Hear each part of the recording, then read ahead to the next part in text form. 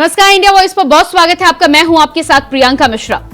उत्तर प्रदेश में सपा के राष्ट्रीय महासचिव स्वामी प्रसाद मौर्य एक बार फिर से हिंदू धर्म के खिलाफ जहर उगलते दिखाई दे रहे हैं। बांदा में हुई एक जनसभा में फिर से स्वामी प्रसाद मौर्य ने इस बार सारी हदें पार करते हुए कहा कि भारत के बंटवारे के लिए जिन्ना नहीं बल्कि हिंदू महासभा जिम्मेदार है। स्वामी के बार बार इस तरह के आने वाले बेतुके बयानों से एक बात तो साफ है कि स्वामी को सपा सुप्रीमो अखिलेश यादव ने पूरी छूट दे रखी है, क्योंकि चुनावी रण में गाली दो और वोट पाओ का फॉर्मूला काफी पुराना और हिट भी है। मगर सवाल यह है कि देश के नाम पर राजनीति से सत्ता का सिंहासन क्या जनता को होगा मंजूर? आज इसी पर होगी बात, लेकिन इसके पहले दिखाते हैं एक रिपोर्ट। भारत और पाकिस्तान बन गया। भारत पाकिस्तान जिन्ना के नाते नहीं बटा। भारत पाकिस्तान इसलिए बता था कि उस समय हिंदू महासभा ने देश के द्विराष्ट्र की मांग किया था और द्विराष्ट्र के आधार पर पाकिस्तान और देश का बंटवारा हुआ था। प्रदेश की समाजवादी पार्टी के नेता स्वामी प्रसाद मौर्य जब बोले, ऐसा बोले कि सियासी बखेड़ा हर बार खड़ा हुआ। इस बार भी वही अंदाज, वही तेवर और उसी अंदाज में हिंदुओं के लिए जहर उगलती स्वामी प्रसाद मौर्य की जवाब। स्वामी का ज्ञान ये कि देश के बंटवारे के लिए जिन्ना नहीं बल्कि हिंदू महासभा जिम्मेदार थी, यकीन नहीं होता तो एक बार फिर से सुनिए स्वामी प्रसाद मौर्य का ये ज्ञान। तो भारत और पाकिस्तान बन गया। भारत पाकिस्तान जिन्ना के नाते नहीं बटा।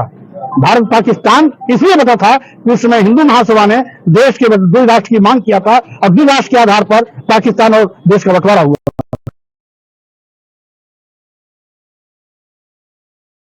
मौर्य के बेतुके बयान पूरी तरह से इस बात की तस्दीक करते हैं कि स्वामी को सपा सुप्रीमो अखिलेश यादव की तरफ से लगता है खुली छूट मिली हुई है। तभी तो अखिलेश के संरक्षण की छाया में स्वामी रोज कोई न कोई ऐसा बयान देते हैं जिससे तस्दीक मिलती है कि गाली दो वोट पाओ की रणनीति पर स्वामी प्रसाद मौर्य अमल कर रहे हैं। ऐसा हम नहीं कह रहे, लेकिन स्वामी प्रसाद मौर्य के बेतुके बयान इसी की ओर तस्दीक करते हैं। भारतीय संविधान कहता है धर्म, जाति, लिंग, जन्मस्थान के आधार पर किसी के साथ कोई भेदभाव नहीं किया जा सकता। हम नारा देते हैं हिंदू, मुस्लिम, सिख, ईसाई सब हैं आपस में भाई भाई। अगर हिंदू राष्ट्र की बात करेगा तो मुसलमान क्यों नहीं बात करेगा? सिख क्यों नहीं बात करेगा? बौद्ध क्यों नहीं बात करेगा? जैन क्यों नहीं बात करेगा? हिंदू राष्ट्र की बात करने वाले लोग देश के दुश्मन हैं। बहुत पहले हिंदू राष्ट्र की बात हिंदू महासभा ने किया था। हिंदू महासभा ने किया था, जिसके राष्ट्रीय अध्यक्ष सावरकर भी रहे, वीर सावरकर भी रहे। उन्होंने किया था तो भारत और पाकिस्तान बन गया। भारत पाकिस्तान जिन्ना के नाते नहीं बटा। भारत पाकिस्तान इसलिए बता था कि उस समय हिंदू महासभा ने देश के द्विराष्ट्र की मांग किया था और द्विराष्ट्र के आधार पर पाकिस्तान और देश का बंटवारा हुआ था। राजनीतिक बिसात पर चुनावी रण में अब तक एक दूसरे की पार्टी पर तो छींटाकशी का दौर आम था, लेकिन अब राजनीति के साथ साथ बेलगाम नेताओं की जुबान अपनी सारी मर्यादाएं भूलकर देश हित और देशभक्ति को भी ताक पर रख रही हैं। जिन्ना की टू नेशन थ्योरी तक को झुटलाया जा रहा है। मगर सवाल ये कि क्या देश की एकता और अखंडता के साथ खिलवाड़ कर राजनीति में इस स्तर तक गिरना और वोट की जुगत में लगना जायज ठहराया जा सकता है? गृह मंत्री श्री स्वामी प्रसाद मौर्य जी के द्वारा हिंदू महासभा को देश विभाजन का जिम्मेदार कहना यह अत्यंत निंदनीय है। हम इसको खारिज करते हैं। हिंदू महासभा हिंदू राष्ट्र के समर्थक था कि भारत हिंदू राष्ट्र बने और पाकिस्तान मुस्लिम राष्ट्र स्वामी प्रसाद मौर्य और कांग्रेस की विचारधारों की देन है, क्योंकि वह चाहते थे, सत्ता के लोलुप कांग्रेस से चाहती थी कि जवाहरलाल नेहरू प्रधानमंत्री बने और जो है उसको जिन्ना को विभाजित करके एक दे दिया। और जबकि जब वो मुस्लिम राष्ट्र बना पाकिस्तान, तो भारत तो स्वाभाविक रूप से हिंदू राष्ट्र होना चाहिए था। और लेकिन कांग्रेस के नेता और स्वामी प्रसाद मौर्य के विचारधारा के लोगों ने इसको जानबूझ करके सेकुलर रूप दे दिया, जबकि हिंदू महासभा का पहले भी संकल्प था कि भारत को हिंदू राष्ट्र होना चाहिए। वर्तमान में भी हमारी मांग है कि देश हिंदू राष्ट्र होगा तभी सुरक्षित होगा। आप देखो कि पूरे विश्व में किस प्रकार से अशांति, इस्लामिक आतंकवाद की वजह से अशांति फैली पड़ी है। सरस्वती विहीन क्षुद्र नेता स्वामी प्रसाद मौर्य जी को ये नहीं मालूम है कि उन्हीं के अलायंस के लोगों के द्वारा एक सर्वेक्षण कराया गया है बिहार में, जिसमें 82-83% बताया गया है कि हिंदू हैं, 17-17.5% मुस्लिम बताया गया है। तो जब 82-83% हैं तो हिंदू राष्ट्र की मांग कहां करनी है? ऐसे तो पूरे देश में अगर होने वाला है, आने वाले 1-2 साल में सबको पता चल जाएगा कि कितना कौन है कितना नहीं है। तो ये हिंदू राष्ट्र और उसकी बात क्यों करते हैं? सेकुलर शब्द कब जोड़ा गया इनको पता है, क्योंकि ये सरस्वती विहीन है, इसलिए कुछ भी बोलकर छपास की एक जो है आदत है वो छूटती नहीं है। स्वामी के बयान तस्दीक करते हैं कि रणनीति के तहत अखिलेश वाली सपा ने उन्हें खुली छूट दे दी है, मगर सवाल ये कि क्या हिंदुओं को गाली देने से मिलेगा सपा को vote? Bureau report, India voice, Lucknow. तो जिस तरह से स्वामी प्रसाद मौर्य एक बार फिर से हिंदू धर्म के खिलाफ जहर उगलते हुए नजर आ रहे हैं, ऐसे में बार बार इस तरह के बयान एक बात तो बिल्कुल साफ कर देते हैं कि चुनावी रण में कहीं ना कहीं सपा सुप्रीमो और समाजवादी पार्टी की तरफ से भी स्वामी प्रसाद मौर्य को पूरी खुली छूट दी जा रही है। साथ ही साथ इस बात की शय भी दी जा रही है कि वो किसी तरह का भी बयान दर्ज कर वोट पाओ की रणनीति पर काम करें। यही वजह है कि समाजवादी पार्टी के किसी प्रवक्ता में इतनी हिम्मत तक नहीं है कि डिबेट में आकर उनके बयान को लेकर कुछ कह सके। और आज इसी पर हम बातचीत करेंगे कि क्या इस स्तर तक जो राजनीति गिर रही है, जनता उस राजनीति को स्वीकार करेगी? क्या ये जो सत्ता के गलियारों तक पहुंचने का रास्ता समाजवादी पार्टी के नेता स्वामी प्रसाद मौर्य के द्वारा अख्तियार किया जा रहा है, उससे समाजवादी पार्टी को चुनावी रण में कोई फायदा मिलेगा? आज इसी पर बात करेंगे। सबसे पहले आपका परिचय करा देते हैं। मनोज पंडित जी हमारे साथ भारतीय जनता पार्टी से नेता जुड़ चुके हैं, बहुत स्वागत है आपका कार्यक्रम में। इसके अलावा नवीन दुबे जी राजनीतिक विश्लेषक हमारे साथ हैं, आपका भी बहुत बहुत स्वागत है। सबसे पहला सवाल मनोज जी आपसे ही, हिंदू धर्म को लेकर बार बार जिस तरह के बयान सामने आ रहे हैं, ऐसे में ये बयान कहीं ना कहीं शर्मिंदा होने वाले तो हैं, लेकिन समाजवादी पार्टी की तरफ से इस पर कोई भी जस्टिफिकेशन नहीं आता है, कोई नेता इस पर बोलने को तैयार नहीं होता और सपा सुप्रीमो खुद इस पर चुप होते हैं। लेकिन एक बड़ा सवाल यहां पर यह भी है कि यही स्वामी प्रसाद मौर्य कुछ दिनों पहले भारतीय जनता पार्टी में भी थे।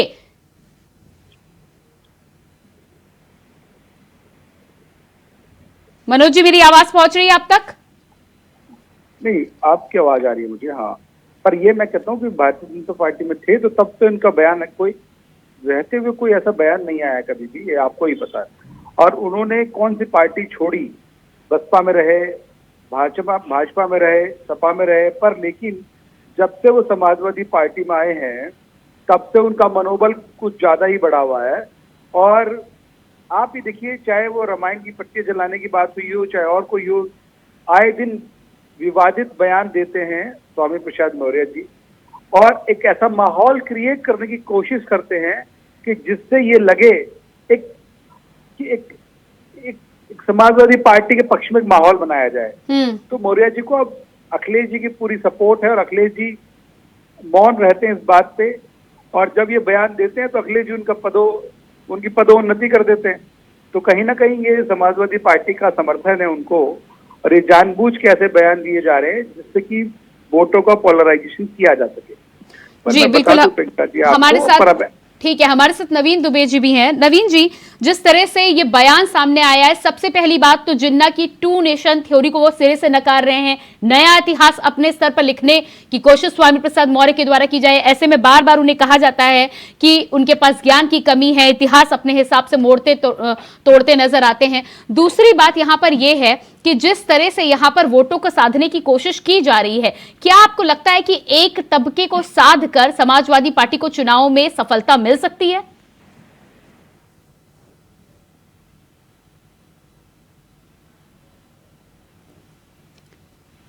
नवीन जी, मेरी आवाज आप तक पहुंच रही है?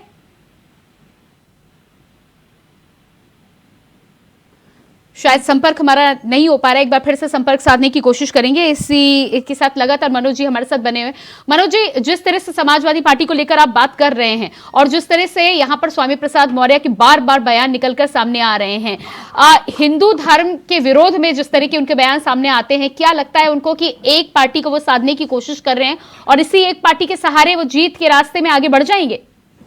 देखिए प्रियंका जी, उनकी जो मानसिकता है वो ये है कि देश में बांट के जो अभी तक करते आए हैं ये लोग, समाजवादी पार्टी के लोग, जो हिंदू मुस्लिम और ये सब करते आए हैं, वही उसी परिपाटी पे वो आगे चलना चाहते हैं। आप ये देखिए, पहले राम मंदिर की दुकान चलाते रहे, अब भारतीय जनता पार्टी ने वो काम पूरा कर दिया, चीजें कर दी, तो वो एक उनकी दुकान बंद हो गई। अब किस मुद्दे पे बात करें? ये लोग विकास की बात नहीं करना चाहते। ये लोग कोई ऐसी, जो उत्तर प्रदेश में वर्तमान में जो हालात हैं, या प्रदेश में, राज्य में जो वर्तमान में हालात में, उनको कोई बात नहीं करनी। क्यों? क्योंकि वो उस परिपाटी के लोग ही नहीं है। उनको बात वो करनी है कि जहां बांटे और वहां चीजों को की जाए। तो मेरा मानना ये है कि अब जनता जानती है, गए वो जमाने कि जब आप ऐसी जुमलेबाजी करके और आप वोट एकत्रित कर सकते थे, चीजों को बढ़ाया जा सकता था। अब नहीं बढ़ाया जा सकता। अब व्यक्ति जानता है कि आप क्या बोल रहे हैं और उसका असर कहाँ होने वाला है। तो मुझे लगता नहीं कि इससे इसका कोई असर होगा। ये तो ये सब कह के समाजवादी पार्टी का जो और जी बिल्कुल सकते, जो वोट मनोज जी, देते थे, वो आपके भी पास किसी आती हूँ मैं। हमारे साथ और भी मेहमान जुड़ गए हैं। हसन रिजवी जी मुस्लिम स्कॉलर हैं हमारे साथ, बहुत स्वागत है। और इसके अलावा धर्म गुरु स्वामी चक्रपाणी जी महाराज हमारे साथ जुड़ चुके हैं, बहुत स्वागत है आपका स्वामी जी। स्वामी जी, जिस तरह से स्वामी प्रसाद मौर्य का बयान सामने आया है और भारत के बंटवारे को लेकर उन्होंने जिन्ना को नहीं बल्कि हिंदू महासभा को जिम्मेदार ठहराया है, क्या कहना है इस पर आपका?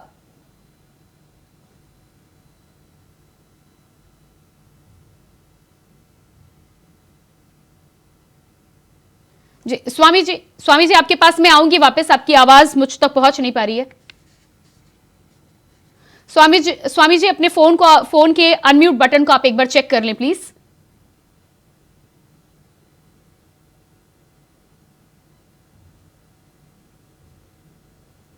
जी आपके साथ दोबारा जुड़ने का हम प्रयास करेंगे। आपकी आवाज हम तक ठीक से पहुंच नहीं पा रही है। इसी बीच हमारे साथ लगातार नवीन जी भी बने हुए हैं। नवीन जी, जिस तरह का बयान यहां पर निकलकर सामने आया है, राजनीति में सत्ता पाने के तमाम रास्ते होते हैं, लेकिन ये जो रास्ता आप चुना जा रहा है, ये जिस तरह के बयान देखे जा रहे हैं, इस पर क्या कहेंगे आप? जिन्ना की टू नेशन थ्योरी को भी यहां पर झुठलाया जा रहा है और नया इतिहास ब्रेन वॉश करने की कोशिश की जा रही है। प्रियंका जी, देखिए दो चीजें। एक तो सबसे बड़ी चीज, जिस तरीके के बयान स्वामी प्रसाद मौर्य जी समाजवादी पार्टी के बिहाफ पर आजकल दे रहे हैं, इससे ये स्पष्ट है कि वो मानसिक रूप से दिवालिया हो चुके हैं, उनके पास कोई विचारधारा नहीं है। दूसरी चीज में एक बहुत जिम्मेदारी के साथ कहूंगा कि जिस तरीके का उन्होंने हिंदू राष्ट्र के ऊपर बयान दिया है, मुझे लगता है कि समाजवादी पार्टी के अखिलेश जी से भी वरिष्ठ समाजवादी नेता माननीय शिवपाल सिंह यादव जी उनका कतई समर्थन नहीं करने वाले हैं इस मुद्दे पे। तीसरी चीज आती है, ये बहुत दूषित मानसिकता है, घृणित मानसिकता है, जिसके चलते समाजवादी पार्टी ने स्वामी प्रसाद मौर्य को आगे करके बलि का बकरा बनाया हुआ है। आप एक चीज देखिए, क्या अखिलेश यादव जी, नेताजी स्वर्गीय मुलायम सिंह यादव जी हिंदू नहीं थे या हिंदुत्व के खिलाफ जाते थे? भले ही वो मुस्लिम वोटों की पैरोकारी करते हो, लेकिन कभी हिंदुत्व के खिलाफ बयान नहीं दिया। दूसरी चीज आती है कि हिंदू राष्ट्र जब दो देशों का विभाजन आजादी के बाद हुआ, सबसे पहले मुस्लिम लीग ने मांग करी कि हमें अलग राष्ट्र चाहिए। हिंदू महासभा ने कोई ऐसी मांग नहीं रखी थी। हिंदू महासभा तो ये चाहती थी कि देश एक रहे, लेकिन मुस्लिम लीग मोहम्मद अली जिन्ना ने मांग की। ठीक है, हमारे साथ हसन जी भी जुड़े हैं। अगला सवाल मेरा उनसे होगा। हसन जी, जिस तरह से बयान आया है स्वामी प्रसाद मौर्य का, क्या आप इत्तेफाक रखते हैं उससे? देखिए, पहली चीज कि इस वक्त सियासी पार्टियां अपनी पोलराइजेशन की राजनीति कर रही हैं। इतिहास कोई बदल नहीं सकता। इतिहास के चंद किताबों को एक स्वामी प्रसाद मौर्य जैसे या किसी और पार्टी के किसी बड़े से बड़े नेता भी इतिहास को अपनी तकरीरों से, अपने बयानात से बदल नहीं सकते। इतिहास होता है और इतिहास हमेशा मौजूद रहता है। आप अपने यहाँ बदल लेंगे, अपने सिलेबस में बदल सकते हैं, लेकिन सारी दुनिया के इतिहासकार जो इतिहास लिख रहे हैं, वो बंटवारा हमारा एक काला अध्याय था, और हम तो अखंड भारत की बात करते हैं कि हमें तो अखंड भारत की बात चाहिए। कि अखंड भारत की बात, जो खंडित भारत खंडित कैसे हुआ, क्या हुआ, अब उसको अखंड कैसे किया जाए, इसको बात क्यों नहीं करते स्वामी प्रसाद मौर्य? नहीं हसन जी, जिस तरह से स्वामी प्रसाद मौर्य का ये बयान आता है कि हिंदू राष्ट्र की यदि कोई मांग करेगा तो मुस्लिम क्यों नहीं करेगा, ईसाई क्यों नहीं करेगा, क्या नहीं लगता आपको कि एक कौम को पूरी तरह से मोहरा बनाकर यहाँ पर राजनीति के सिंहासन पर चढ़ने का प्रयास किया जा रहा है? भाई, हमारा भारतवर्ष, हमारा हिंदुस्तान, हमारा भारत, हमारा इंडिया सेक्युलर मुल्क है। यहाँ जो भी कोई सेपरेशन की बात करेगा वो आइन के हिसाब से इस आइन का दुश्मन होगा, इसमें उसका दुश्मन होगा। नहीं, लेकिन उनको तो साफ लगता है कि इस तरह के बयानों के माध्यम से वो अपने आप को कहीं ना कहीं अल्पसंख्यकों का हिमायती बता सकते हैं।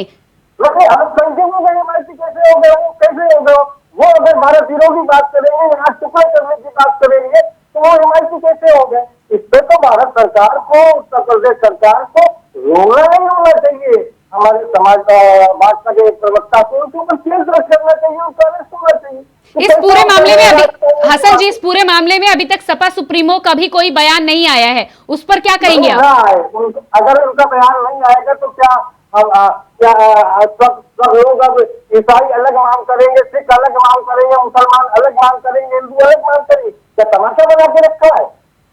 ये क्या कैसे बोल रहे हैं?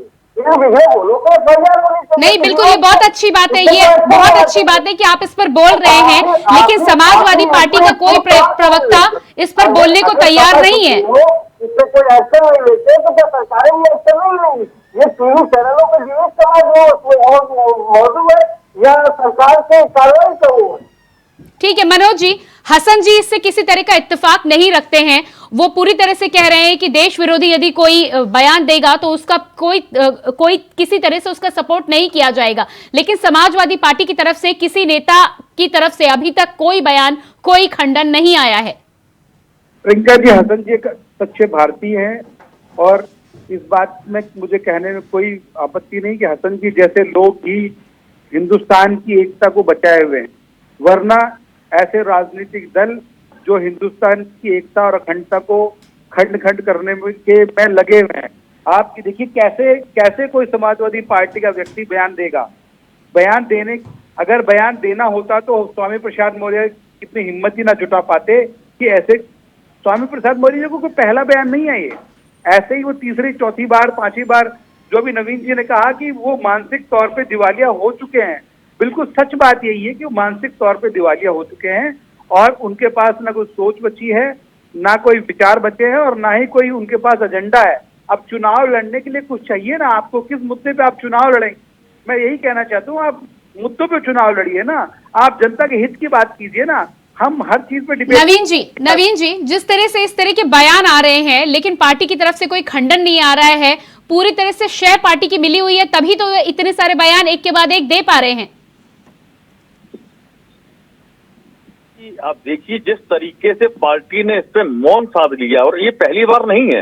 रामचरितमानस का विरोध हुआ, रामचरितमानस की प्रतियां जलाएंगी, सनातन धर्म पर आपत्तिजनक बयान हुआ, आज हिंदुत्व के ऊपर आपत्तिजनक बयान दिया, लेकिन अखिलेश यादव जी अपने मुंह पे मास्क लगा के बिल्कुल चुप हो जाते हैं और पार्टी का शीर्ष नेतृत्व बोलता नहीं है। एक आध दो बार अगर कोई बोला है तो मुझे लगता है शिवपाल सिंह यादव जी ने जरूर बोला है और उन्होंने ये तक कहा कि रामायण हर घर में पढ़ी जाती है, किसी जात विशेष का वो ग्रंथ नहीं है, वो धार्मिक ग्रंथ है, पूज्य ग्रंथ है, और अभी हर हिंदू क्या पढ़ी जाती है। आज बिहार में जातिगत जनगणना हुई है, 84% हिंदू है, तो आप क्या मानते हैं उनको? आप अलग अलग नवीन जी 84% हिंदू है ही, किसी भी राष्ट्र को बंटवारे की मांग हमें करनी ही नहीं चाहिए। भारत अखंड राष्ट्र है, उसकी अखंडता को बनाए रखने की जिम्मेदारी हम सबकी है। लेकिन हसन जी जैसे लीडर जो हैं, जो खुद इस बात को लेकर मान रहे हैं कि इस तरह के बयानों को किसी भी तरह से कोई शय नहीं मिलनी चाहिए, वो इससे कोई सरोकार भी नहीं लगते हैं, तो फिर किस तबके को साधने का प्रयास कर रही है समाजवादी पार्टी? मैं आपको बताता हूँ एक्चुअली क्या होता है। हसन जी एक अच्छे व्यक्ति हैं, शिक्षित व्यक्ति हैं, और वो समाज को दिशा देते हैं और अपने समाज के साथ साथ देश के अंदर जिस समाज में भी वो जाते हैं, मुझे लगता है वो अच्छी दिशा देने वाले व्यक्ति हैं। होता क्या है कि हर इस देश के अंदर एक बड़ा वर्ग ऐसा है जो अशिक्षित है, जिसके पास शिक्षा बिल्कुल नहीं है, उसकी सोचने समझने की क्षमता नहीं है, और स्वामी प्रसाद जैसी दूषित मानसिकता के लोग उस व्यक्ति को प्रभावित करने का कुत्सित प्रयास करते हैं, जिससे नफरतें बढ़ती हैं। आप देखिए जितने भी लोग दंगाई होते हैं या नफरती आचरण करने वाले होते हैं, वो इस तरीके के लोग होते हैं जो अशिक्षित ज्यादा होते हैं सबसे बड़ी, और उन्हीं को टारगेट करके स्वामी प्रसाद मौर्य जैसे लोगों को समाजवादी पार्टी आगे करती है। मुझे लगता है अगर यही हालात रहे तो आने वाले टाइम में समाजवादी पार्टी को मैनपुरी जीतना भी भारी पड़ जाएगा, ये तय है। हसन जी, दूषित राजनीति को आज की तारीख में कोई स्वीकार करने को राजी नहीं। हसन जी जिस तरह से नवीन जी का कहना है कि अशिक्षित जो लोग होते हैं वो जल्दी बहकावे में आते हैं और उनका ब्रेन वॉश करना भी आसान होता है, कितनी सच्चाई है इस बात में? देखिए बिल्कुल 100% रमेश जी की बात से मैं सहमत हूँ। जो लोग अशिक्षित हैं, इसीलिए शायद हिंदुस्तान, हमारे भारत में शिक्षा का अधिकार के नाम से कानून है कि हर बच्चे को पढ़ने का अधिकार है। इसमें कमी सरकारों की रही है और सरकार की है कि कोई भी व्यक्ति अशिक्षित क्यों। पहली चीज तो ये, जब इस तरह के बयान भी मौजूद है, सिर्फ समाजवादी पार्टी में नहीं है, भाजपा में भी है, कांग्रेस में भी है और हर जगह पे, और हमारे समाज में भी है, जो बरगला के भड़का के लोगों की भावना भड़का के और अपना सिर काट सकते हैं। तो पहली चीज तो ये जिम्मेदारी हम सबकी है, हमारी सरकार की है, प्रदेश सरकार की है, देश सरकार की है कि कोई भी अशिक्षित क्यों है। आजादी के 70 साल के बाद भी कोई भी अशिक्षित क्यों है, शिक्षा विहीन क्यों है बच्चे। तो हमें अपने स्कूल कॉलेजेस को, जो अभी हमारे भाजपा के प्रवक्ता कह रहे थे कि हमें डेवलपमेंट की बात करनी चाहिए, हमें शिक्षा के अधिकार की बात करनी चाहिए, हमें राइट टू इन्फॉर्मेशन के अधिकार की बात करनी चाहिए, हमें राइट। हसन जी, यहाँ पे एक सवाल और भी आता है, जिस तरह से आप हसन जी यहाँ पर एक सवाल और भी आता है, जिस तरह से आप यहाँ पर बात कर रहे हैं, अपनी बात रख रहे हैं और जिस तरह से इस बयान का आप विरोध कर रहे हैं, क्या आपको नहीं लगता कि आपके जैसे ही और भी जितने इस कौम के लोग हैं उनको सच्चाई अपने कौम के लोगों को, अपने अनुयायी जो हैं, फॉलोअर्स जो हैं, उन तक पहुंचानी चाहिए ताकि इस तरह के बयान देने की हिम्मत ना हो पाए? क्योंकि लोगों को लगता है कि वो इस तरह के बयान देकर, पार्टियों को लगता है कि बयान देकर कहीं ना कहीं साधने में सफल होंगे, यही वजह है कि वो कोशिश करते नजर आते हैं। देखिए हमारी कौम एक ही है और भारतीय, हम सबकी कौम, हम जो लोग यहाँ पे बैठे हैं उनकी, हमारी एक ही कौम है, हमारी एक ही पहचान है कि हम भारतीय हैं जी। हमारा धर्म कौन सा है, हम किस पद को मानते, किस मजहब को मानते, ये हमारा नहीं मामला, लेकिन सारी दुनिया में हमारी पहचान से ये है कि हम इंडिया में हम भारतीय हैं जी। बिल्कुल, हम ठीक है, मैं इस बात से सताप नहीं रखता। हमारी कौम सब है, सब हमारे बच्चे हैं, रवीश जी भी हमारे भाई हैं, सतपाली महाराज भी हमारे भाई हैं। तो हम अलग अलग कौमों कबीलों में बटे हुए, हम आदि मानव के गाँव में नहीं रह रहे।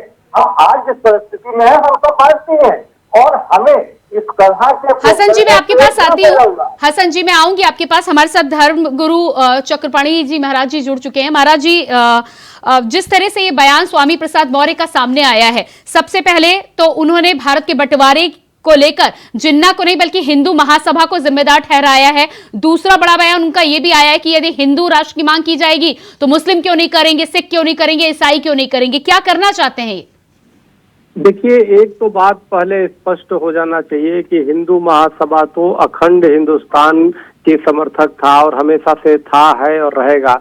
रही बात हिंदू राष्ट्र की, जो परिकल्पना थी, विनायक दामोदर सावरकर जी जो हमारे हिंदू महासभा के अध्यक्ष थे, वो ये कहते थे हिंदू राष्ट्र का मतलब, जैसे उनको पत्रकारों ने पूछा क्या हिंदू राष्ट्र बन जाएगा तो मुसलमानों को और लोगों को क्या हटा देंगे, मार देंगे, क्या करेंगे? उन्होंने कहा बिल्कुल नहीं, हमारा हिंदू राष्ट्र में सबको समान अधिकार होगा, लेकिन तुष्टीकरण की जो राजनीति है वो नहीं होगा। जिस प्रकार से सच्चाई यह है कि जो पाकिस्तान भी बना है वो स्वामी प्रसाद मौर्य या कांग्रेस की जो ये विचारधारा है तुष्टीकरण की और ये वोट की राजनीति की तो फूट डालो राज करो की, इसके द्वारा बना है।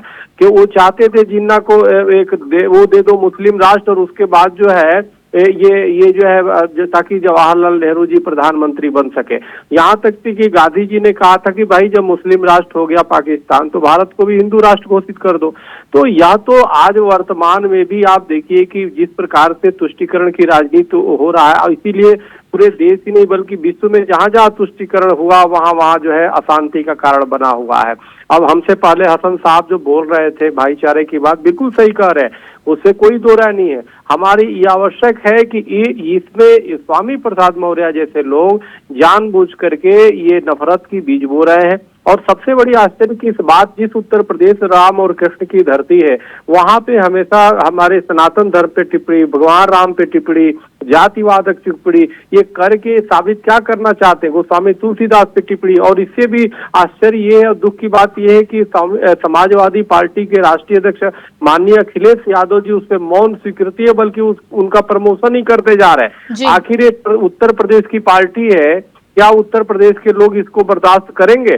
तो ये जो पूरे इंडिया गठबंधन है, इंडी गठबंधन है, इंडिया गठबंधन जो भी कहिए, कहीं हो वो जो स्टालिन जूनियर है, कभी वो सनातन को, कभी कोरोना, कभी मलेरिया और कभी संक्रामक कर रहे हैं, वो सनातन को खत्म करने की बात कर रहे हैं। और कभी कहीं जो है बिहार के मंत्री चंद्रशेखर जी हैं, जगदानंद जी हैं, वो अलग बयानबाजी करते हैं हिंदू सनातन के खिलाफ। इधर स्वामी प्रसाद मौर्य महिषासुर की तरह खड़े हुए हैं सनातन के खिलाफ। तो ये कहने का मेरा मतलब ये पूरी तरह एक चोर चोर मौसियाउत भाई विचारधारा मिल करके ये सनातन का कितना भी, अभी देखिए मैच हुआ नरेंद्र मोदी स्टेडियम में अहमदाबाद में, आप देखिए ना वहां पे क्या जुनून था लोगों में, भारतीयों में। हर भारतीय अपने को भुला करके सब जय श्री राम के गूंज कर रहे थे, जिसे स्टालिन जूनियर के भी पेट में दर्द हो गए। उसको बोलने लगा कि जी ये अरे जय श्री राम तो हर जगह, वो दुनिया के हर कोने कोने में बोले जाते हैं। लेकिन स्वामी प्रसाद मौर्य जैसे नेता और समाजवादी पार्टी की तरफ से भी जिस तरह से कोई खंडन नहीं आता है, इनको लगता है कि एक ऐसा तबका है जो कहीं ना कहीं इनका सपोर्ट करता है और इस तरह की बातों से उनको खुशी मिलती है। यही वजह है कि इस तरह के बयान बार बार आते हैं और चुनाव से ठीक पहले तो और ज्यादा आते हैं। देखिए एक बात समझ लीजिए, मेरा तो पूरी जहां तक मानना है, जो हमसे भी मैं ये मानता हूँ, ये अगर चाहे कितना भी अगर ये सोचे हिंदुओं को और सनातनियों को अपमानित करके सत्ता मिल जाए इनको, बल्कि और अपने को रसातल में ले जा रहे हैं। ऐसा नहीं कि हिंदुओं को गाली देने से मुसलमान बहुत खुश हो जाने वाले हैं, हमें ऐसा नहीं लगता। सवाल इस बात का कि समाज के जो मूलभूत चीजें हैं उसकी आवाज उठाओ भाई। आप अपने समाज की बात करो, समझ में आता है, अपने अधिकार की बात करो, समझ में आता है कि समाज के हर रोजगार से लेकर के और विकास से लेके कैसे सर्वांगीण विकास हो। लेकिन आप गाली देने से किसी को कोई ऐसा नहीं है कि उससे किसी को फायदा होने वाला है। हाँ ये जरूर है कि आपकी राजनीतिक, अब एक बार तो पहले तो बन मायावती जी के साथ थे, उसके वो पहले गौरी गणेश की अपमान करते थे, फिर जय श्री राम बोल करके आ गए, आए और बीजेपी में आए, मंत्री भी बने। अभी बिटिया जो है इनकी बीजेपी में है। लेकिन ये कहीं ना कहीं हताशा और निराशा में है, इसी कारण इस तरह से बयानबाजी उल जुलूल बोल रहे हैं। और आप देखो कि मेरे पूरा अंदेशा है कि पुनः ये बीजेपी में किस शरण में जाने वाले हैं, क्योंकि इनका कहीं से मोक्ष मुक्ति मिलने वाली नहीं है। अखिलेश जी को तत्काल कार्रवाई करके इनको निकालना चाहिए, इनका तो कहीं नहीं हो पाएगा। लेकिन बड़ा दुर्भाग्यपूर्ण है जो भी विस्मरण कर रहे हैं, या निश्चित रूप से एक समाज में नफरत और घृणा का जो बीज बो रहे हैं, ये ठीक बात नहीं है। इनसे न सिर्फ समाजवादी पार्टी को सोचना चाहिए कि उनकी छवि, बल्कि पूरे प्रदेश की छवि खराब कर रहे हैं। जो गोस्वामी तुलसीदास जी उत्तर प्रदेश के हमारे और उन पे टिप्पणी करते हैं, अब हिंदुओं को कह रहे हैं कि हिंदू महासभा का वो था। तो इतिहास थोड़ा ठीक से पढ़ो भाई। ठीक है, बिल्कुल ठीक है, आपके पास आती हूँ। नवीन जी, जिस तरह से स्वामी जी का कहना है कि मुद्दों की राजनीति कीजिए, लेकिन पुराने समय से हम देखते आ रहे हैं, राम मंदिर का मुद्दा हो, उसके बाद मायावती की सरकार हो, तिलक तराजू और तलवार नारा लेकर चलती थी, और वही राजनीति अब आगे बढ़ गई है। हिंदू मुस्लिम की बात हो रही है, हिंदू में भी दलितों से लेकर पिछड़ों की बात जिस तरह से आ रही है, क्या लगता है आपको कि ये जो फॉर्मूला आगे बढ़ता जा रहा है, ये राजनीति के लिए आगे घातक ही साबित होने वाला है? ये अलग बात है कि कुछ समय के लिए सत्ता जरूर मिल जाती है, लेकिन ये जड़ें जितनी गहरी जाएंगी उतना नुकसान ही करेंगी। प्रियंका जी, मैं समाजवादी पार्टी में रहा हूं और आपको याद होगा कि रामचरितमानस पर जब इन्होंने अपनी विवादित टिप्पणी की थी तो मैंने इस्तीफा दिया था। मेरा पहला इस्तीफा समाजवादी पार्टी में हुआ था जी। उसके बाद दूसरा इस्तीफा रोली तिवारी ने दिया था और उसके बाद ऋचा ने दिया था, ऋचा सिंह ने। इसके बाद तमाम लोगों ने इस्तीफे दिए, तो उसमें इनके वर्ग के भी लोग थे, पिछड़े वर्ग के भी लोग थे और दलित वर्ग के भी लोग थे, सवर्ण भी थे। आज समाजवादी पार्टी में स्थिति ये हो गई है कि जब मनोज पांडे जैसे विधायक से पूछा जाता है, जो विधानसभा में सचेतक हैं विपक्षी दल की तरफ से, उनसे पूछा जाता है कि स्वामी प्रसाद, तो वो कहते हैं हुई स्वामी प्रसाद, मैं जानता ही नहीं हूं कौन है। तो ये स्थिति अब स्वामी प्रसाद मौर्य की समाजवादी पार्टी के अंदर हो चुकी है। और मुझे लगता है कि अखिलेश जी ने अगर इनकी बदजुबानी को नियंत्रित नहीं किया तो आने वाले टाइम में समाजवादी पार्टी में बहुत गिने चुने यशमैन टाइप के लोग रह जाएंगे, जिनका ईमान जिंदा है, जो अपने आप को सनातनी और स्वाभिमानी हिंदू मानते हैं, देश का नागरिक मानते हैं, सच्ची बात कहने वाले हैं, वो समाजवादी पार्टी से किनारा कर लेंगे, इस्तीफा दे देंगे। आने वाले समय में ये दिखाई देगा। ठीक है मनोज जी, नवीन जी का जिस तरह से कहना है कि बहुत लोगों ने इस्तीफा दे दिया है, लेकिन बहुत लोगों के इस्तीफा देने के बाद भी स्वामी प्रसाद मौर्य को लेकर ना कोई बयान आता है, ना उनके बयानों का खंडन किया जाता है। क्या लगता है आपको कि बहुत लोग तो इस्तीफा दे देंगे, लेकिन स्वामी प्रसाद मौर्य जरूर बने रहेंगे, क्योंकि उनको तो शह प्राप्त हो रही है,